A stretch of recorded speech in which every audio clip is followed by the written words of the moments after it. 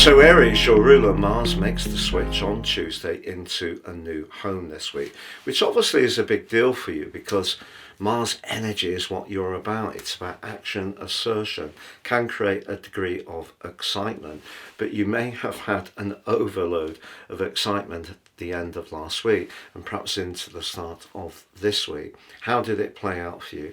You may have felt a little bit impulsive, perhaps around something that attracted you in terms of an investment or a speculative situation, or has it been someone in a more romantic sphere who's been making your pulse race? And of course, Venus, the planet of relating but also of money, is in a very sultry part of your chart as you come into this week. So if there is someone that you're finding very, very alluring, Mars moving into the 6th house could give you the push to be a bit more conscious of how you might actually connect to that person in a thoughtful way. So good deeds could definitely come back to you for sure. But in terms of the bigger picture, this week's quarter moon is a little bit tricky at the heart of the week, because there may be something in the back of your situation that you're not consciously aware of, and it may be that someone around you is not quite as reliable or trustworthy as you would like.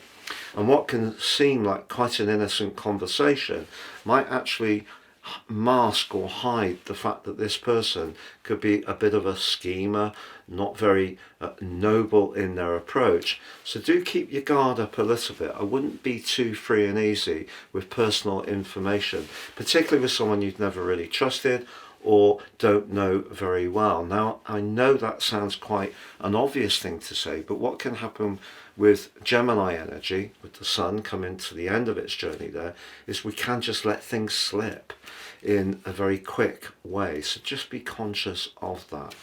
Now, of course, at the end of last week, Saturn and Jupiter, Saturn in your sign along with Neptune, was clashing.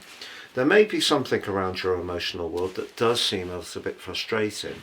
With the sun moving to join up with Jupiter towards the end of this week, you can start to address this, but one of the things I would say, especially if you're thinking of redecorating, moving home, wanting to add to your family, things might not go quite as rapidly as you would like. But one of the great things about Mars in Virgo is it can make us a bit more realistic. It's been going through the sign of Leo a lot, and particularly again since the 18th of April. And for you, that has been an opportunity to have fun or to demonstrate your creativity. And whatever it is that you have been spending time upon, whether it is a relationship, it is an interest, it is something that you have a talent for, what Mars in Virgo is asking you to do is meld to the talent and the flair, the hard work and application to really take that forwards. But because Saturn and Neptune are parked up on your lawn, if you like, the energy that you're going to have available isn't necessarily going to be quite as much as you would normally like. So be very circumspect about what your priorities are. As this week draws to a close, maybe it would be a good time to get together with loved ones, people you care for. But if there have been some politics or tensions that came to the surface as last week came to a close, I don't think as this week comes to an end with the sun moving into Cancer and the summer solstice, it's necessarily going to be a panacea. You may even feel a bit at odds with yourself, not quite sure of how to approach something, or feel a bit more vulnerable than usually would be the case.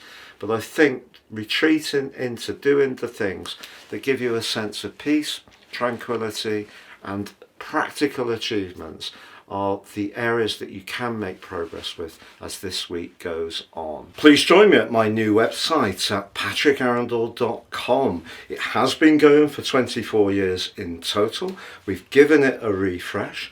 You can enjoy your free daily, weekly, monthly, yearly, general, love and Vedic horoscopes, but also my sensational three-card tarot. That's patrickarundell.com.